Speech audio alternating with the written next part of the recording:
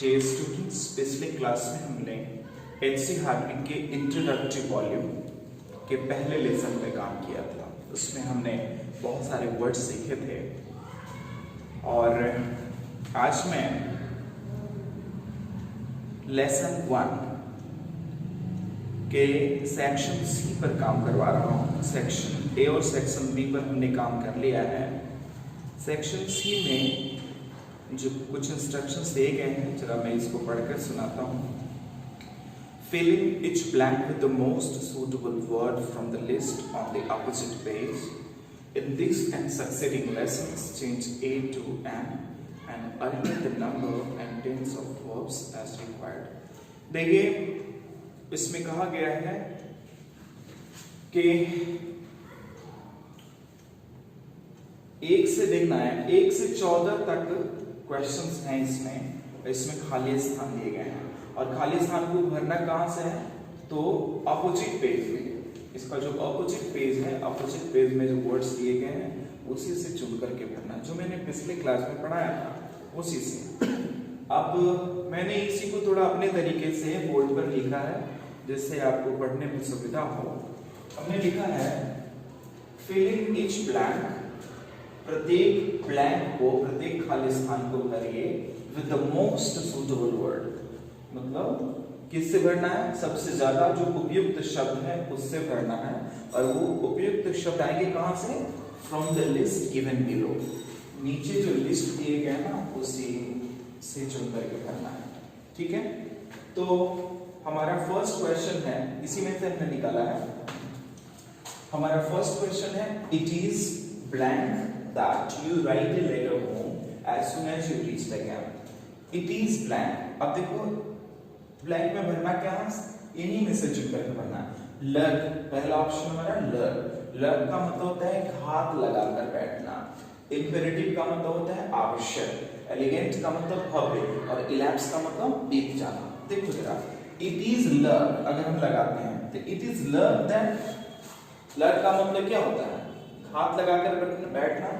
अब देखो it is, यहां बी वर्ब है। बी वर्ब अपने साथ क्या लेता है, बी वर्ब अपने साथ अगर मेन वर्ब लेगा तो या तो ही फोर लेगा या तो ये V3 लेगा, है ना। बी वर्ब है ना इज, तो बी वर्ब्स अपने साथ या तो V4 लेते हैं, आईएनजी वाला वर्ब लेते हैं, या फिर ये क्या लेते हैं, V3 लेते हैं। तो इट इज ब्लैंक, लेकिन अब देखो जो बी वर्ब है या तो यहां नाउन लेगा या ये एडजेक्टिव लेगा। ठीक है ना, या तो ये नाउन ले सकता है, एडजेक्टिव ले सकता है। अब देखो जरा, इट इज ब्लैंक, यहां एक लव क्या है, वर्ब। तो वर्ब अगर आएगा तो फोर्थ फॉर्म में आना चाहिए था, फोर्थ फॉर्म तो है नहीं। चलो इससे भी हमने समझ लिया कि ये प्रयोग नहीं होगा। अब हम देखते हैं इंपेरेटिव। इंपेरेटिव का मतलब होता है आवश्यक, है ना। इंपेरेटिव का मतलब आवश्यक। देखो इट इज इंपेरेटिव दैट, यह आवश्यक है कि यू राइट ए लेटर हो, कि तुम अपने घर एक चिट्ठी लिखो, as soon as you reach the camp, जो ही तुम कैंप पहुंच जाओ तो तुम एक चिट्ठी लिखो। तो ये बताओ आपको नहीं लग रहा है कि इंपेरेटिव वाला उचित लग रहा है? फिर से एक बार देखो, इट इज इंपेरेटिव दैट, यह आवश्यक है कि you write a letter home, कि आप एक चिट्ठी लिखें, as soon as you reach the camp, जो ही आप कैंप में पहुंचे, जो ही आप कैंप में जाएं। ठीक है, चलो इसको भी देखो। एलिगेंट का मतलब भव्य और इलैप्स का मतलब बीत जाना। यह भव्य है कि आप एक चिट्ठी लिखें, नहीं ऐसा तो नहीं होगा। इलैप्स का मतलब बीत जाना, ये सब उचित नहीं लग रहा। एकदम सटीक कौन सा बैठ रहा है, इंपेरेटिव। तो देखो इट इज इंपेरेटिव दैट, यह आवश्यक है कि, यह महत्वपूर्ण है कि you write a letter home, या तुम अपने घर एक चिट्ठी लिखो, as soon as you reach the camp, जो भी तुम कैंप में पहुंचो। अगला, ऑल्दो, यद्यपि, हेनरीज क्लोथ्स आर ऑलवेज, अब समझो, यद्यपि हेनरीज, हेनरी के कपड़े हमेशा होते हैं ब्लैंक। तो देखेंगे व्हेन ही इज आउट, जब वो बाहर होता है। देखो तो जरा, कपड़े एलिगेंट हो सकते हैं, भव्य हो सकता है, बिल्कुल। इसको पुट करके देखो, although Henry's clothes are always elegant, यद्यपि हेनरी के कपड़े हमेशा भव्य होते हैं, सुंदर होते हैं, अच्छे होते हैं when he is out, जब वो बाहर होता है। He dresses very carelessly, लेकिन वो बहुत लापरवाही से ड्रेस पहनता है, लापरवाही से कपड़े पहनता है at home, घर में जब वो होता है तो बड़ी लापरवाही से कपड़े पहनता है, लेकिन जब वो बाहर जाता है तो उसके कपड़े बड़े भव्य होते हैं। तो यही होना चाहिए ना। Although Henry's clothes are always elegant when he is out, he dresses very carelessly at home, लेकिन वो घर में काफी लापरवाही से कपड़े पहनता है। अगला, हाईवेमेन यूज्ड टू, अब देखो हमने इंपेरेटिव यूज कर लिया है और एलिगेंट यूज कर लिया है। अब हमारे पास ऑप्शन है, एक लर्न है और दूसरा है इलाज। इलाज का मतलब है बीत जाना और लर्न का मतलब घात लगा करके बैठना, चलो यानी छिप कर बैठना।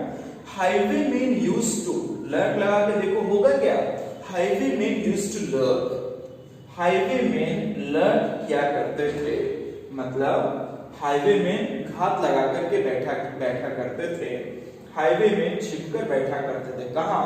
इन द शैडोज, छाया में। किसकी छाया में? The along this very road, ठीक है, इसी रोड की, वेरी का प्रयोग यहां किस अर्थ में? अलोंग दिस वेरी रोड, ठीक इसी रोड के किनारे की छाया में हाईवेमेन क्या क्या करते थे? यूज्ड टू लर्न, मतलब घात लगा करके बैठा करते थे, यानी छिप करके बैठा करते थे। तो लग वाला तो ऑप्शन एकदम सही लग रहा है इसमें लगा लो लग, और दूसरा में क्या माना जाएगा? एलिगेंस, ठीक है।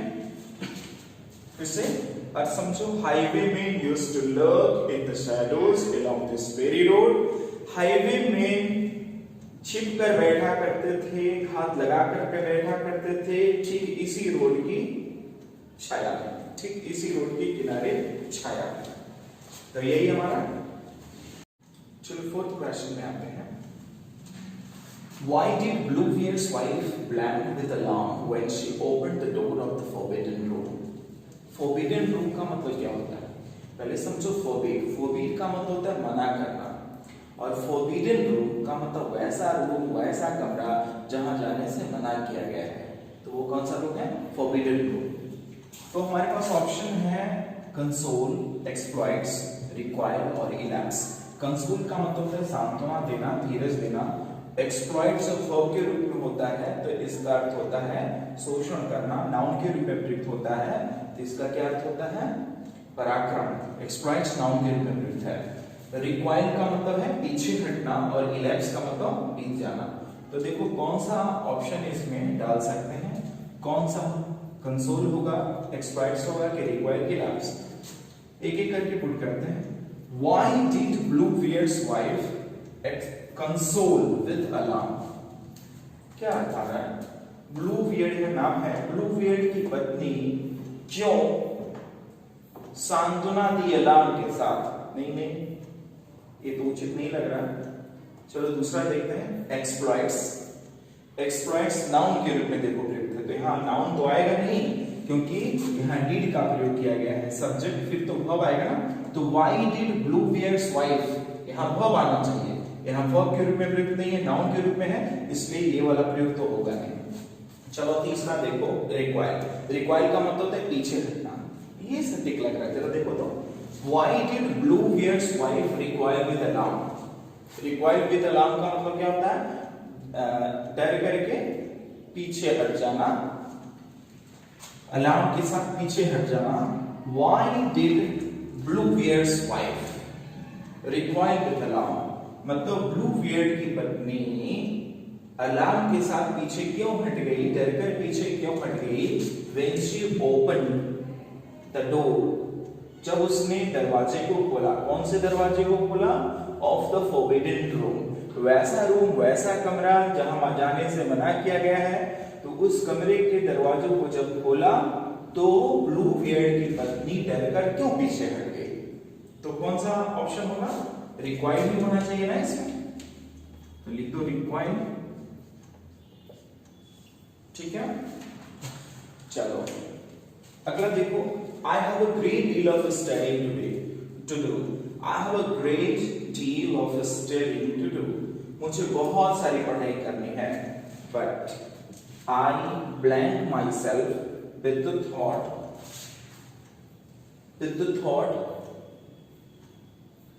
that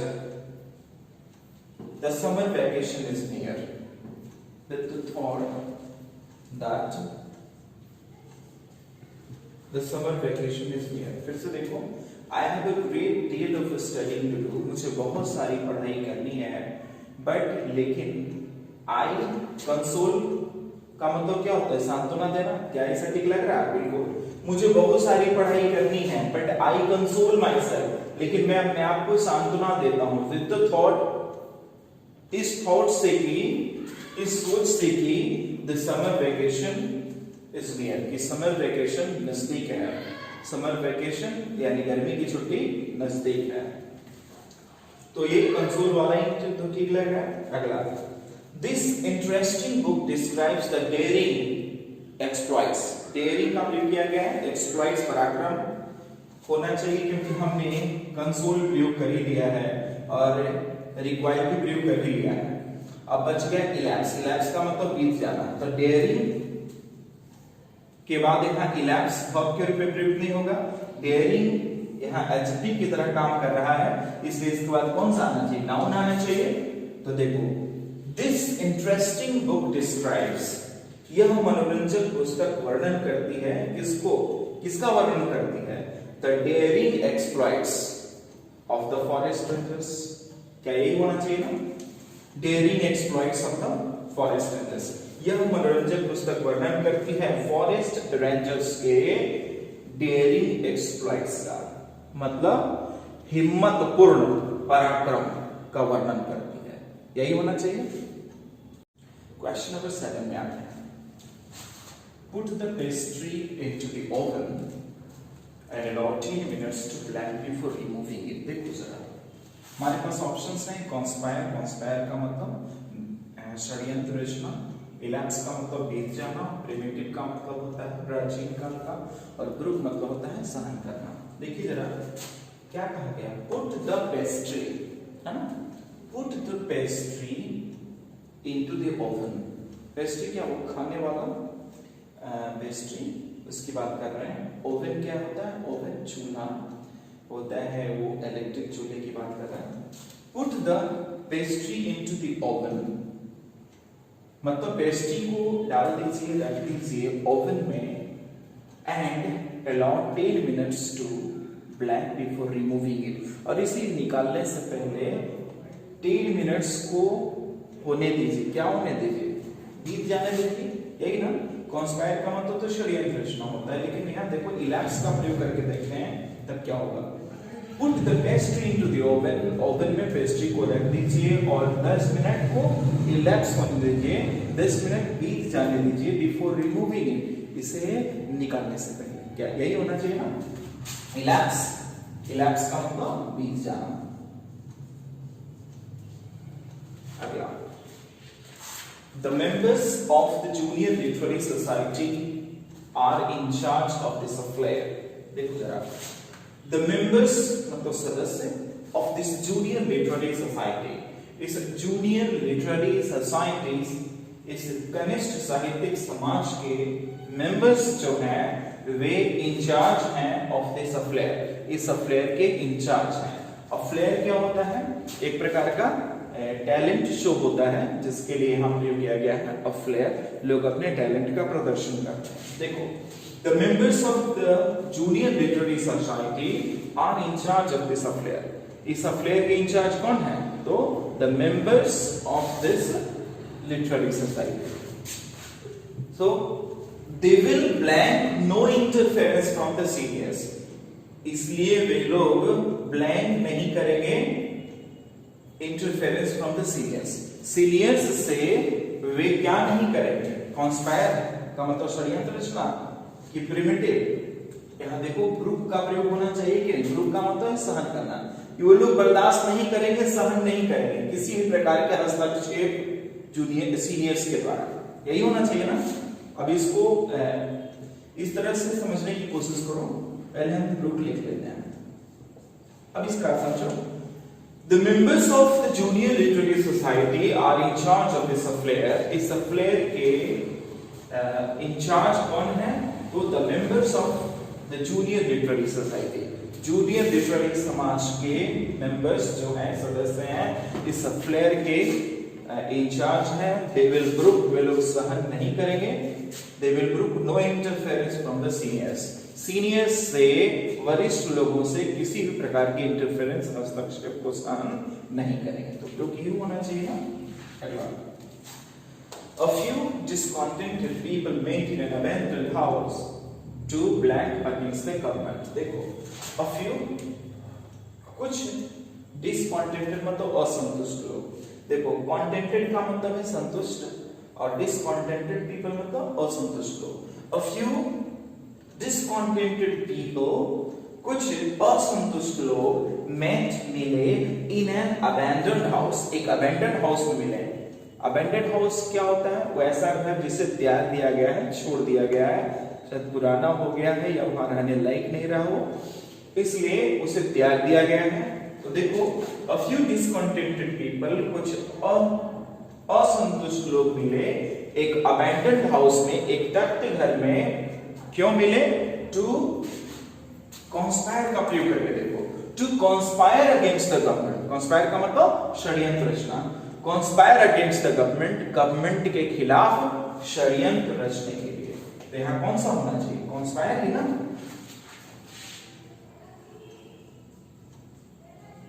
अर्थ समझ में आया होगा. A few discontented people, कुछ असंतुष्ट लोग मिले एक abandoned घर में, एक त्यक्त घर में, to conspire against the government, सरकार के खिलाफ षड्यंत्र रचने के लिए. क्वेश्चन नंबर 10 में आ जाओ. Under the sand we discovered the blank dwellings of the early people. देखो, अंडर द सैंड, बालू के नीचे, we discovered, हम लोगों ने खोजा, हम लोगों ने ढूंढा the blank dwellings. लेगेसी का प्रयोग करोगे तो लेगेसी dwellings, ना ये तो उचित नहीं लग रहा है. लेगेसी मतलब तो पैतृक संपत्ति होती है. अब प्रिमिटिव लगाकर देखो, अंडर द सैंड, बालू के नीचे, we discovered, हम लोगों ने ढूंढा the primitive dwellings. मतलब primitive dwellings मतलब क्या आता है? प्राचीन काल के समय के रहने के स्थान को हम क्या कहते हैं? Primitive dwellings. अब प्रिमिटिव ड्वेलिंग्स किसका है? तो ऑफ एन अर्ली पीपल. एक मिनट, एन अर्ली पीपल लिखा हुआ है, जरा देखो. पीपल तो प्लूरल के रूप में प्रयुक्त होता है ना. पीपल का मतलब होता है लोग, यही सीखा है ना. पीपल जब ये प्लूरल के रूप में प्रयुक्त है तो इसका अर्थ होता है लोग. हमने यही सीखा ना, लोग. लेकिन जब पीपल का प्रयोग सिंगुलर के रूप में होता है तो इसका अर्थ होता है राष्ट्र, नेशन या प्रजाति, है ना. ये राष्ट्र के रूप में होता है या प्रजाति के रूप में प्रयुक्त होता है. और ऐसी स्थिति में पीपल का प्लूरल पीपल्स भी होता है, पीपल्स भी होता है. ठीक है. तो पीपल का प्लूरल पीपल्स, लेकिन यहाँ पीपल सिंगुलर के रूप में प्रयुक्त हुआ है, या तो राष्ट्र या प्रजाति के रूप में अर्थ होते हैं. यहाँ क्या अर्थ हो सकता है? एन अर्ली पीपल मतलब शुरुआती दौर की कोई प्रजाति है, उसके रहने का स्थान यहाँ प्राप्त हुआ है, शायद इसी अर्थ में प्रयुक्त है. तो चलो देखो, अंडर द सैंड, बालू के नीचे, वी डिस्कवर्ड, हम लोगों ने ढूंढा the primitive dwellings of an early people. हो सकता है ना, अर्ली पीपल के प्राचीन काल के रहने का स्थान ढूंढा गया है. ठीक है ना. अंडर द सैंड, बालू के नीचे, वी डिस्कवर्ड, हम लोगों ने ढूंढा